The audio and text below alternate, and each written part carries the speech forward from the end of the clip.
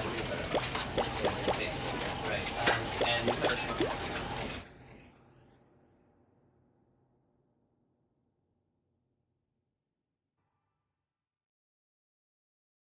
This is the story of a man named Stanley. Stanley worked for a company in a big building where he was employee number 427.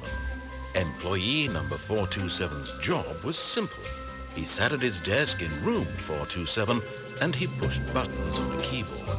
Orders came to him through a monitor on his desk, telling him what buttons to push, how long to push them, and in what order. This is what employee 427 did every day of every month of every year. And although others might have considered it soul-rending, Stanley relished every moment that the orders came in, as though he had been made exactly for this job. And Stanley was happy.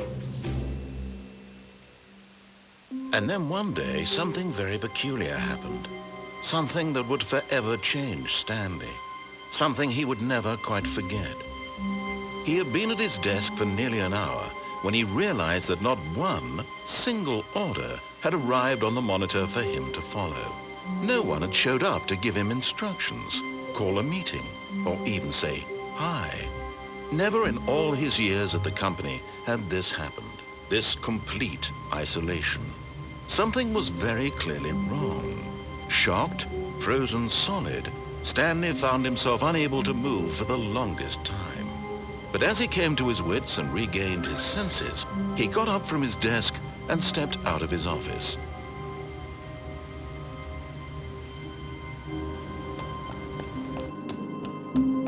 All of his co-workers were gone. What could it mean? Stanley decided to go to the meeting room. Perhaps he had simply missed a memo. No matter how hard Stanley looked, he couldn't find a trace of his co-workers.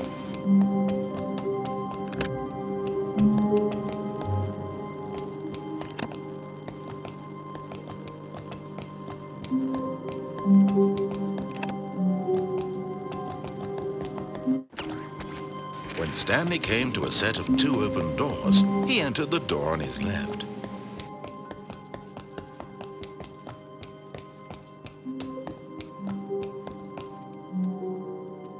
Oh, goodness. I do believe he's lost his way. Now, between you and me, I don't think he stood a chance in the first place. But he's having such a grand time here in these hallways. Why should we bother him? Yes, it's all very amusing. And we laugh, and we call our friends over, and they laugh too. And soon the whole world laughs and laughs and laughs at the man who failed. But of course, that isn't for you. You, sitting there. What have you gained? Do you know this man? Do you know anything about him? Oh, of course not. Now, if I could truly put you in his shoes to show you the paths he walked and the choices he made, but we both know that isn't possible. Not yet. Soon, you will be the one to walk. The controls will be in your hands. Soon, we will find out if your friends turn and laugh at you, just as they did with him. Oh, I think I'm going to enjoy this. When you find out how alone you truly are, I will be laughing more than anyone. Very soon now.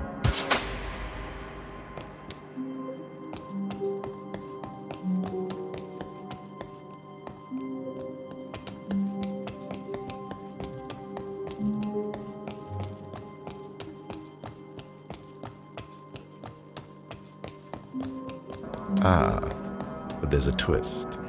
Are you ready for it? Watch him closely, because in and amongst his aimless meandering, I think he's actually beginning to discover something. He's getting closer to an answer, an explanation, an exit. He is beginning to earn his freedom.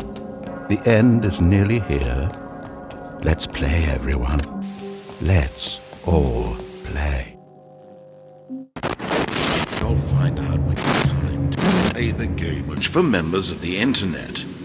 Those not from the internet are advised to disregard this message, and more importantly, go down to your local electronics retail outlet and get with the times already. To those whom this message concerns, good to see you. I'm I've been off the radar a bit long, haven't I? And I know how hard this lonely period has been on you. But I'm so terribly busy working on a story that I think you'll just die for. You see, I was upset to learn that many players found the original Stanley Parable to be confusing and contradictory. A far cry from the simple story of hope and redemption I had intended it to be. So to rectify this mistake, I'm taking steps to ensure that this updated version will be streamlined to remove any incoherent plot lines. Expect every new piece of content to seamlessly answer all the questions you may have been left with after playing the first game. It's my hope that this installment will fix the somewhat embarrassing mistakes of the original while proving definitively to the world that a video game can make you cry.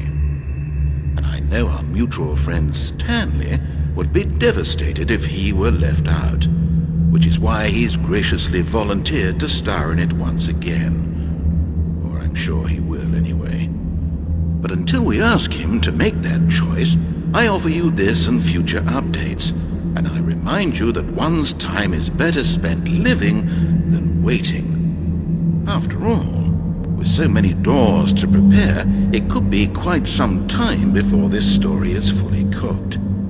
So, go out and be productive. Make some choices. Enjoy the hours you have left. Perhaps you could even spare a thought for Stanley, sitting there with nothing but himself and his buttons, day after day. He's been getting rather comfortable, I think, as humans tend to do when the scenery stops changing. And for the moment, we'll let him stay that way. After all, you and I both know things are about to change rather drastically. I wouldn't want to ruin the surprise for either of you. But you'll find out. You'll find out when it's time to play the game again. Down basically, right. And put that in.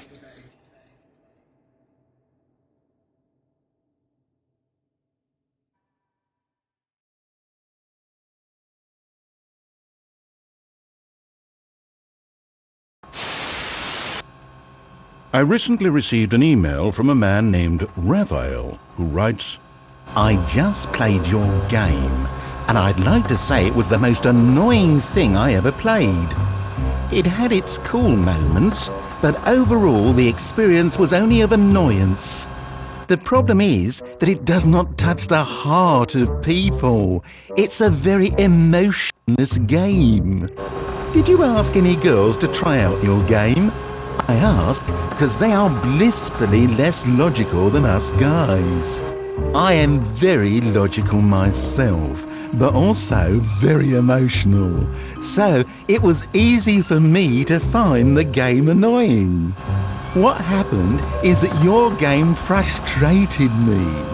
I felt like I was being taken into someone else's hallways, doors and plans to deliver me an experience that didn't touch me. And worst of all, I had absolutely no free will in the game. No way to change anything, no impact, no power. I accomplished nothing. People play games because of what they can do inside them, and your game is very good at letting them know they can't do anything. Other things I didn't like were the amount of narrator dialogue too much, and that Stanley is repeated all the time by the narrator. Overall, your game is on a good path, I think. Good luck with it, and best regards, Raphael. You know, Raphael, at first your negative response to the game devastated me. After all, I managed to squeeze so many emotions into the first game. How could a logical yet emotional person like yourself have been disappointed? But then I realized that much to the contrary, your emotional standard is simply much higher than a normal human being's. So I've come to think of you as a mentor, an emotional beacon toward which I might sail my wayward narrative ship. That's why I've discarded the Stanley Parable as it previously existed and rebuilt it from the ground up, to capture not just many emotions, but all emotions. and I think few would disagree that it's a significant step up. Why don't I take you on a little demo walkthrough?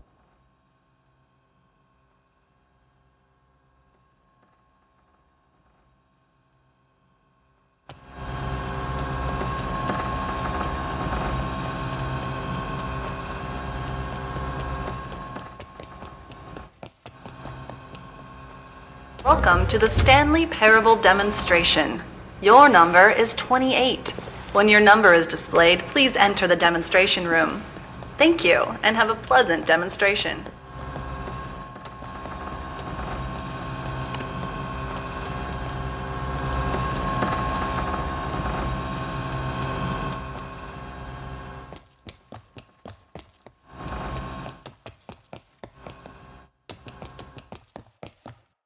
Oh, hello, hello, hello. Welcome to the Stanley Parable live demonstration. It will be my pleasure to guide you through this sneak peek at what to expect in the Stanley Parable. A tease, just enough to leave you hungry for more. How exciting. Can't you just feel that nervous tension? The looming uncertainty? Why don't we drink in the anticipation for a moment, just for 20 minutes or so?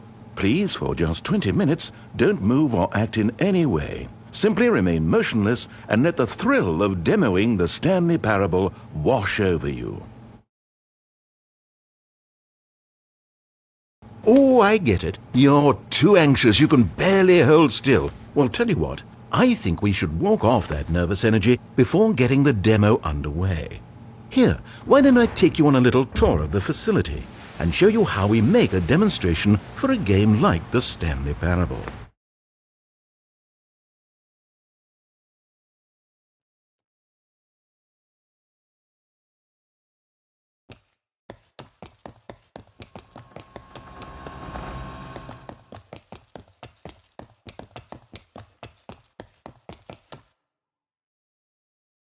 This is where I and the other proctors have been working meticulously to construct a demo that explains clearly and concisely exactly what the Stanley Parable is. And without the proper technology, you run the risk of the player having no idea what to expect in the full version.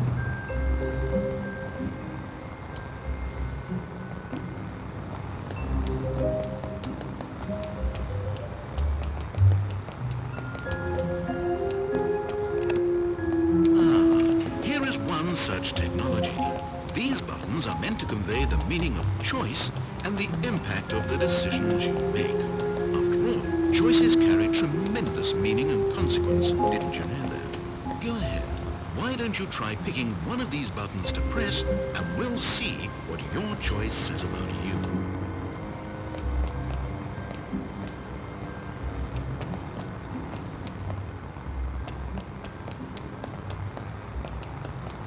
How fascinating. Did you know that 94% of all people who select that particular button are sexual predators? You see, our choices really do illuminate the very intangible nature of our minds and souls. These can I show you? Boxes. Boxes are like spheres that nothing is wasted. This device tells you whether or not you're inside a video game demonstration.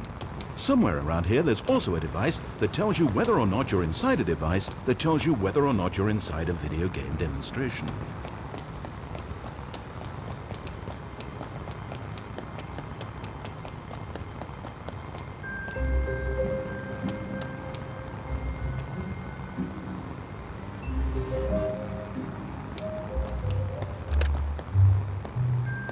Now this room is perhaps the most important you'll encounter in the demo.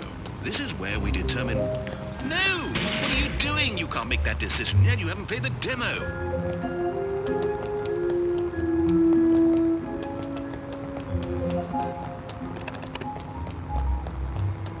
And there you have it. Everything you need to know about how video game demos are made.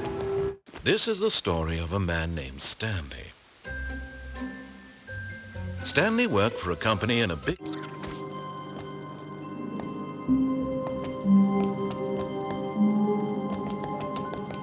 All of his co-workers were gone,